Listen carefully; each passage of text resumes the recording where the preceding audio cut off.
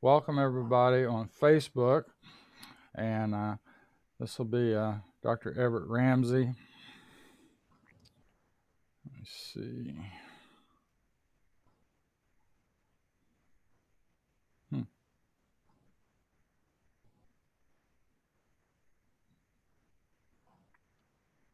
Well, give me a second here. Everything looks good. Everything looks good in my meeting, so I guess okay. This will be Everett Ramsey DD with Faith Baptist Ministries on Facebook, and today we're going to pick up from where we left off last week. This will be Stream 2 for us, teaching about Revelation, and this will be, if you want to sign up with Dr. Everett Ramsey to join our show, you can watch his Facebook channel. We will be posting either on his Facebook channel, on his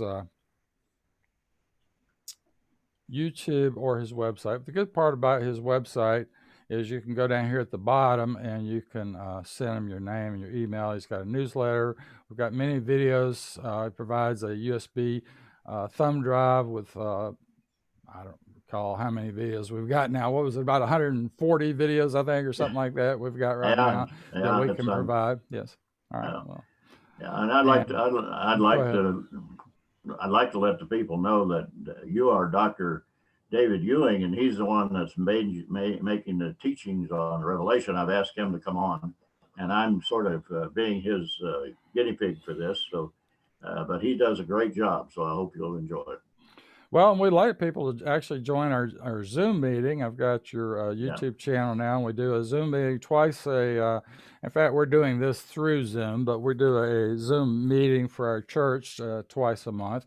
And what it all comes down to is we're really teaching the Abrahamic covenant, because the covenant is to Israel, and the Israel people that God's chosen are actually, that covenant are the Christian Israelites, because there's two groups of Israelites, and that's what we're getting at in this teaching. So last week we went through, here, let me close this out. Last week we went through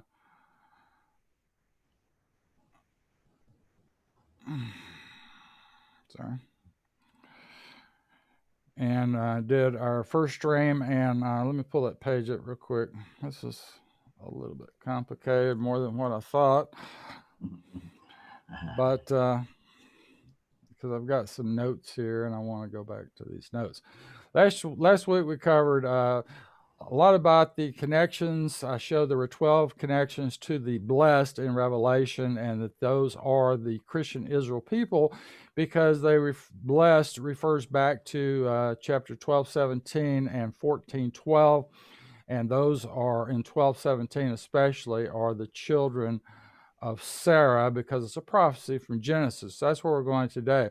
But then in 14:12, it basically says the same thing: the conquerors are the overcomers.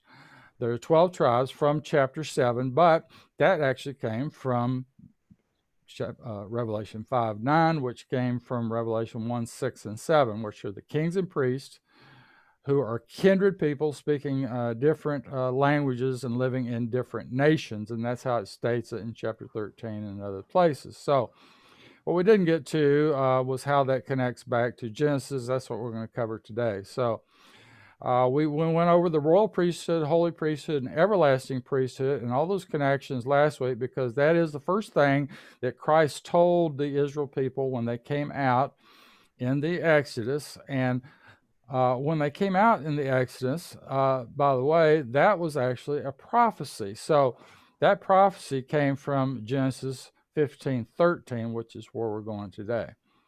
Now, we covered Deuteronomy 18:15, where Christ explained that any prophecy that a prophet gave would come true, and he was speaking about himself. That's where Moses was speaking about Christ to come in the future, which in John, you notice he was called a the Messiah, and he was called the prophet. The prophet is actually a quote to Deuteronomy 18:15. So that's also about Christ, and that's in the first chapter of John. Now,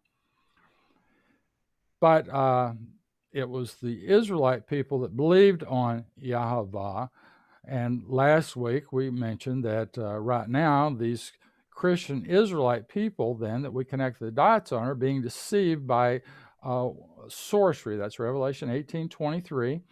And we're not the only ones that think that, but the point about that is that's pharmakia. When you look it up, it's Greek 5331, 332, and 333. And then when you go to those words, you'll see that they're called pharmakia, which is the base word for pharmaceutical. So, there's a lot of people look at that and say, well, okay, but what they're thinking about, and I pulled up a video for us and over here on a rude awakening. So if you go to YouTube, for example, I'm not the only one that thinks the same way about this.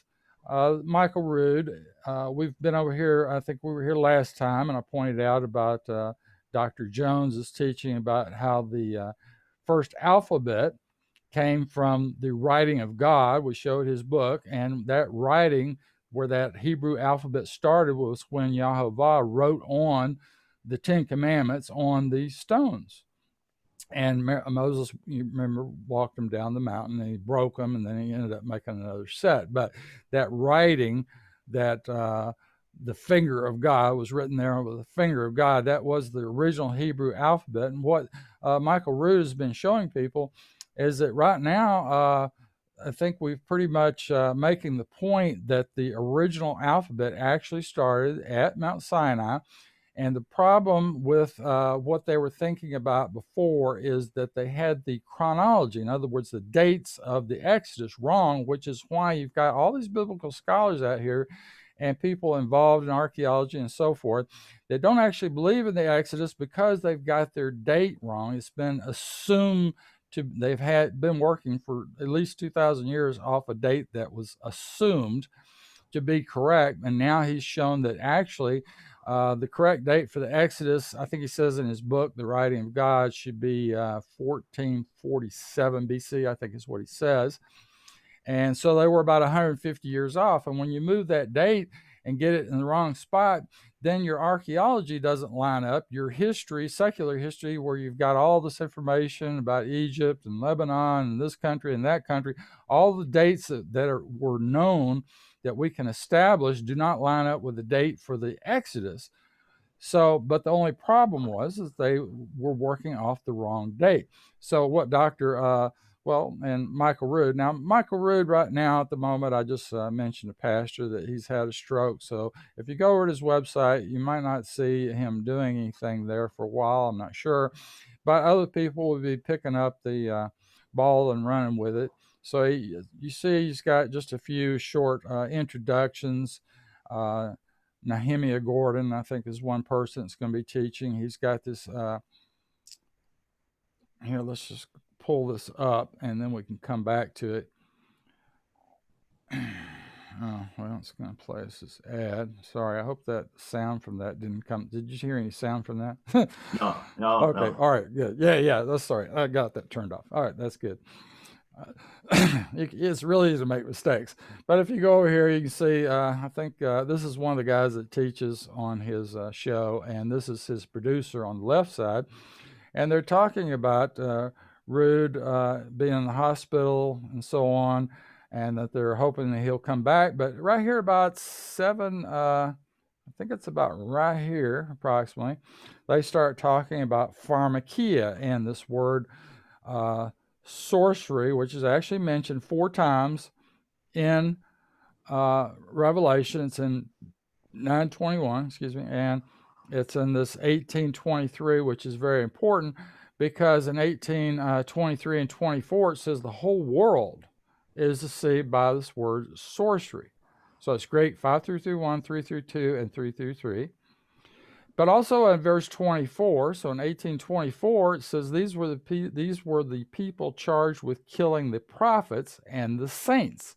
So these same people, they're deceiving the whole world with this sorcery, which would be maybe our current medical crisis that everybody is aware of at the moment. It calls them merchants and the great men of the earth, but for whatever reason, it says they're killing the prophets and the saints. However, that goes back in reverse as well. If you're looking at chapter 9 of Revelation, you can see they're talking about a war, and it's a worldwide war. So apparently, all through Revelation, you have this specific targeted people, which we talked about last week was Christian Israel people, are being targeted in this war. And if this is an end time war, that's what I'm getting at. What if this revelation is an end time war and this is the beginning of it? 1823. Now, the way I've taught it before is that the events would be the trumpets starting in chapter 8, and the seals in chapter 6 were simply a lead-in.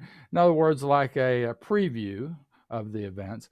And when you look at chapter 6, the things that are mentioned, the seals that are mentioned in chapter 6, a lot of that things that it talks about there, it actually could have happened multiple times throughout history.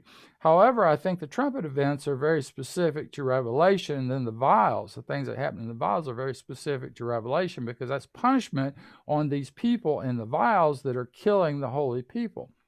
So that's the way I've been teaching it. So let's look at that thought. Let's go back to Root here for just a second. And I should just go backwards. Sorry. If you go over here to his search box, you can just put in Jones, for example. Put that into a search box, and you'll see all these videos going back about 2 years on Dr. Miles Jones, who he's been explaining to people the actual New Testament, the Hebrew Gospels of the New Testament were in Hebrew. That's what the point he's trying to make. We don't know a lot about that right now, but if you start watching his videos, which probably started about 2 years ago. Yeah, this one says 2 years ago.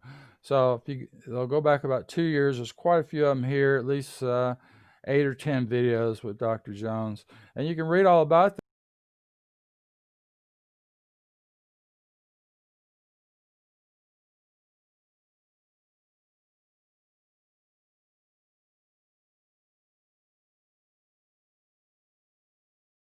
that, or watch the videos and read his books, in other words.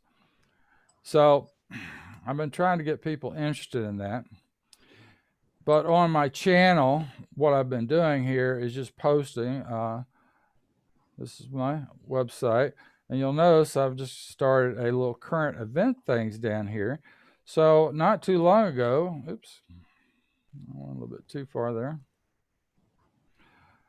I started posting on my channel that I thought the Revelation events were now in progress. And I started with this 1823 because I realized that that appears to perfectly coincide with the things that are happening worldwide at the moment. And I put you a couple of good videos on here for you to watch. I've done a Revelation Concludes series on my site so far, and I do the same thing that Dr. Ramsey does. I put all my videos on a thumb drive, and I offer those online. I've got video charts, full-size charts, and so forth. And then I talk about how we can get around these events that are going on right now. I posted this back in February of last year, so I'm going to be updating this. But the thing is, people kind of forgot that back in 2014, we also had another big health crisis going on that apparently was taken care of. And here's the person that took care of it. You can go to his website, and you can look over these articles I've got posted. You can see all the information about how the last big health crisis, worldwide health crisis, came to an end and how all that was taken care of. And then I give you a bunch of links. Now, the other thing that we should know that as of actually February of last year, you were able to go to the real Mount Sinai. And here's the problem. We've been working off this assumed idea that Mount Sinai was in the Sinai Peninsula, when actually the real Mount Sinai is over in Saudi Arabia. Now you can take tours there. They're still doing tours. They're not cheap because you're going all the way to Saudi Arabia. But The point of the matter is we can go to the real Mount Sinai, and we don't have to go to the wrong one anymore. We've got the correct chronology of Exodus, which is being taught now, which will bring all this new information about the Bible and the history and bring it all together with all the history that is accepted. That's a big step in the right direction, because now we also have Hebrew copies of Hebrew Gospels of the New Testament that show that was actually written in Hebrew originally and then translated to Greek and so forth. And these charts that we're working off today are right here, free Bible charts. Okay.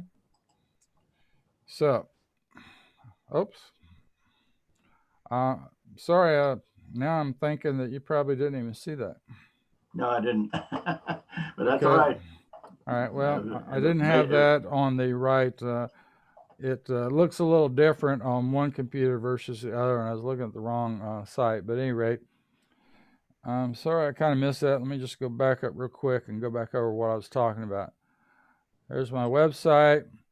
Here's what we started with on the Revelation event is in progress. Here's kind of the way to deal with the current situation and the health crisis. And you can just scroll down. You can see all the links and all the information, research information about how we took care of the last health crisis starts about right there. And then here's the organized tours to the real Mount Sinai. The good thing about this is if people go to this real Mount Sinai, now that we know where it is and people can actually go there, they'll instantly recognize that this is the Mount Sinai of the Bible, because everything that's in Exodus is still there. Nothing's really changed.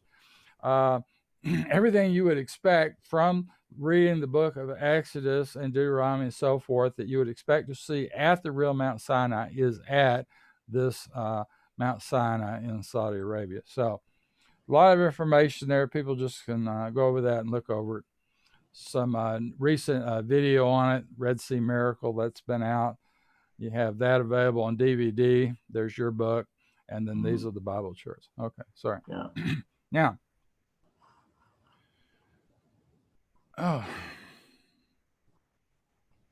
well, somebody is sending me a message, I guess, across Facebook.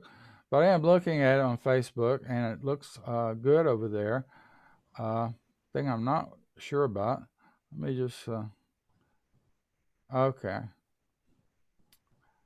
I can't turn the sound on, so I don't really know if our sound is coming through on Facebook or not. Maybe that was what was being posted.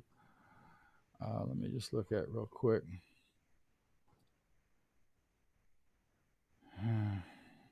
Well, all right. Let me just close that out. At any rate, it does look good on Facebook, so hopefully everything's coming through there. Let me come back to Zoom real quick. Okay, so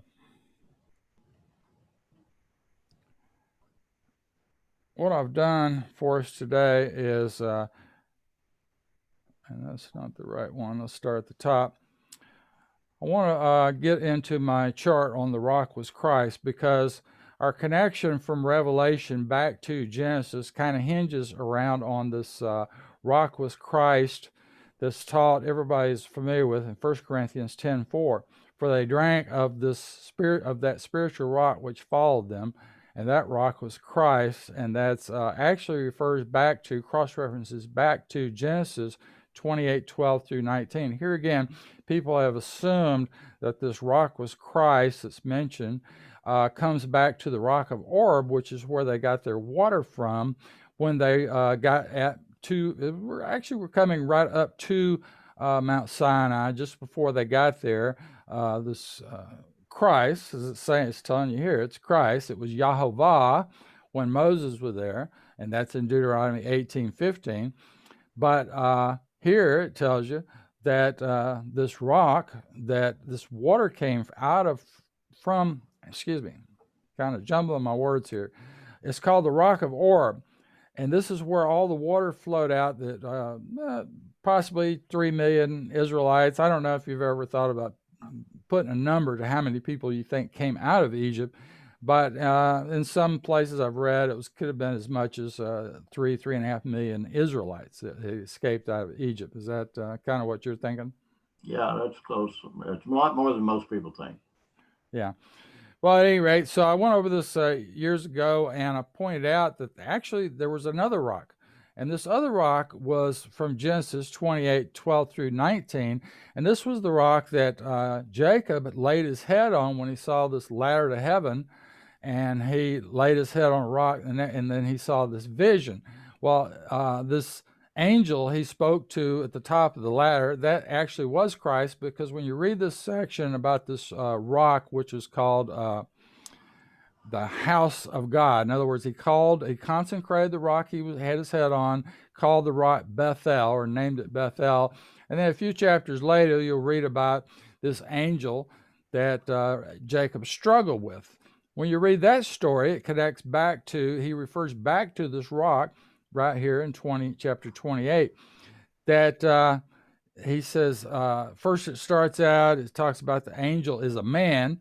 Then it says, you read a little bit more, it calls him an angel, and then the angel speaks and calls this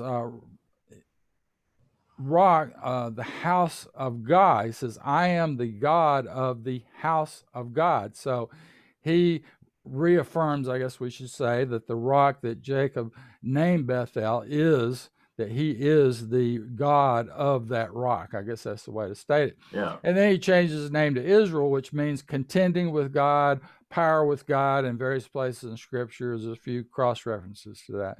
But the point is that his people, his offspring, will also have power with God. That's what the word Israel means. So he's talking about his posterity. Well, when you look at this, let's just go a little bit farther in this to prove my point, because 1 Peter 1:20 says Christ existed from the foundation of the world. I don't know. I could blow that up just a little bit more if I need to. I can see it. Yeah, let me just go a little bit more. All right. So drop that. In John 8:68, it says, Christ said, before Abraham was born, I am, which it means Yahovah, or I exist. But in Hebrews, here's something a lot of people miss. It says Moses esteemed the reproach of Christ. Well, how did Moses know about Christ? You see, it says he looked forward to the reward. The reward he was looking forward to was redemption, because Moses knew about that. And he says, by faith, in verse 11:27 of Hebrew, in Christ, in other words, he left Egypt. By faith, he instituted the Passover. Well, this verse here about leaving Egypt comes back to Genesis 15:13. So, in the first verse of the New Testament, I wish I had actually drawn that on here. How does it read? It says, it starts right out in the New Testament. Christ, the son of David, Christ, the son of Abraham. So my question is, where is the prophecy of Christ, the son of Abraham, in Matthew 1:1? Now, if you recall what you were taught about that, I know you and really every other pastor can easily teach Christ, the son of David, because it's in Psalms. I think it's Psalms 110. But what did you teach about the second prophecy, Christ, the son of Abraham? Do you recall? I don't know that I ever did teach on it. Well, the point is that goes to a cross-reference, which is right here, Galatians 3:16. And over there it says, to Abraham and his heir, the promises were decreed. We're speaking about an individual, your heir, who is Christ. It says the law, beginning 430 years after, could not cancel a settlement to abolish the promise. The law was established because of sins until the heir should come. And then in verse 23, we were sheltered under a law until the revelation of that future faith. And the faith, of course, is faith in a Redeemer, which is Christ. That's in Galatians 3:16. So you go over there and you can see that Paul is saying that Christ was promised to the children of Israel or to Abraham first, and then the law came 430 years later. So I was reading that and I was saying 430 years later. Well, you look at your cross reference, it cross references to Genesis 15:13, where you can see he's standing there, someone, and this would be Christ, telling him that he's going to bring, talking to Abraham, that he's going to bring the proper word would be posterity, out of Egypt 400 years in the future. So that would obviously be, the word would be our word posterity. Generations of generations is generally how it says it in the Old Testament. So who is giving the prophecy to bring out the children of Abraham in Genesis 15:13? You see what I'm saying? Mm-hmm.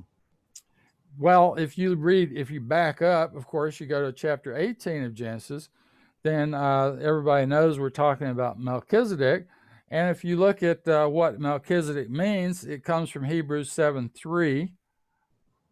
Should be able to see that good. Mm-hmm. Is called the King of Salem, King of Righteousness, King of Peace, unfathered, unmothered, without recorded beginning or of days or end of life.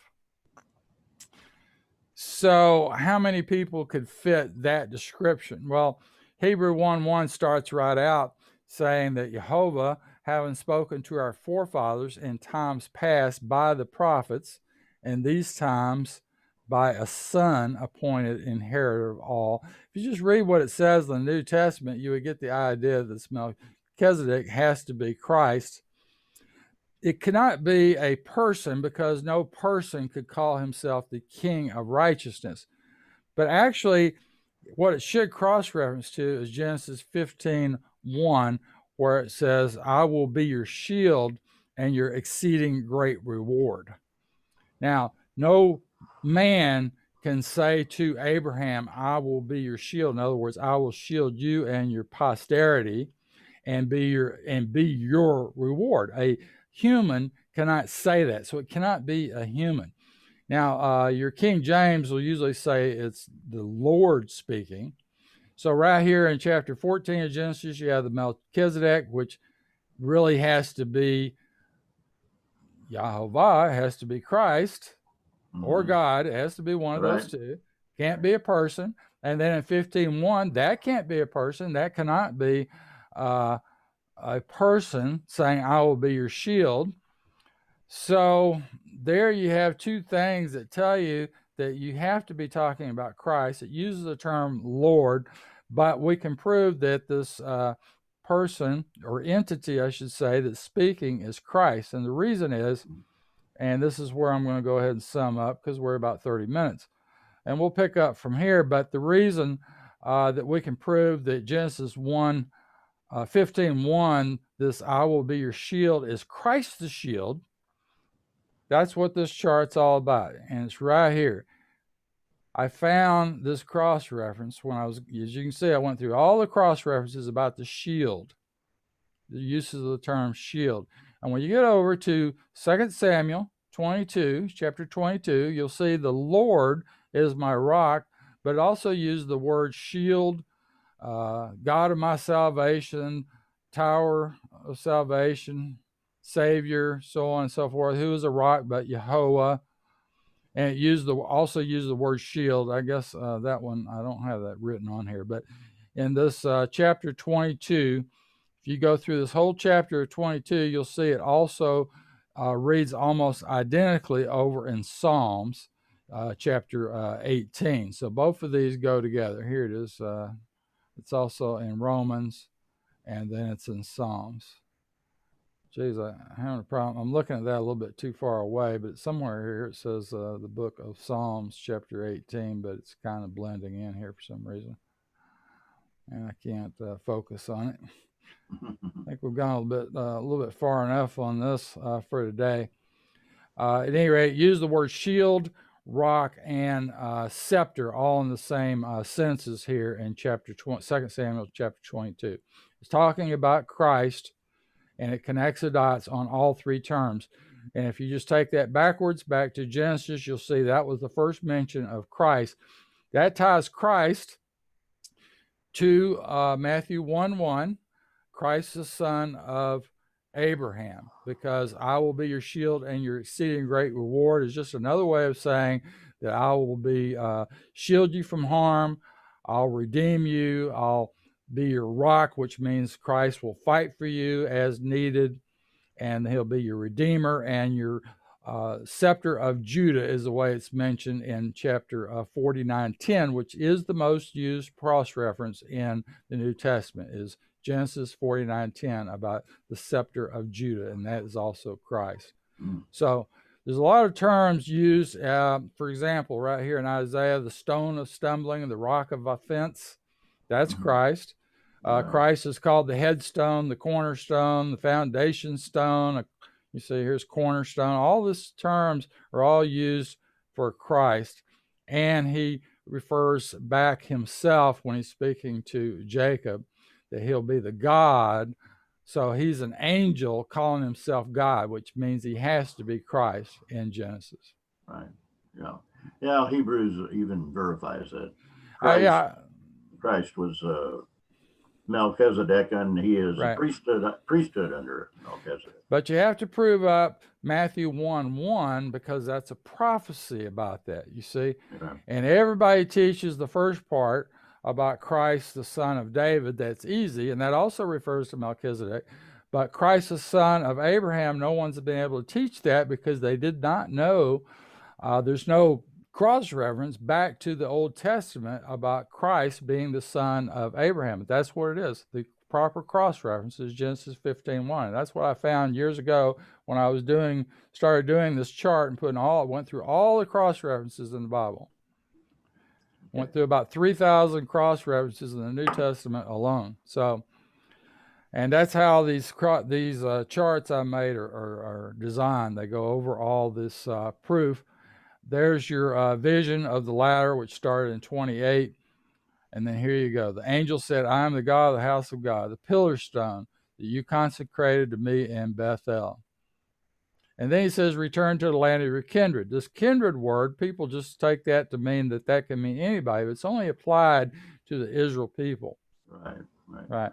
So there's all your connections to prove up that that's Christ, the shield in Genesis 15:1. So actually, it was actually Christ speaking to Abraham, the entity Christ, in other words.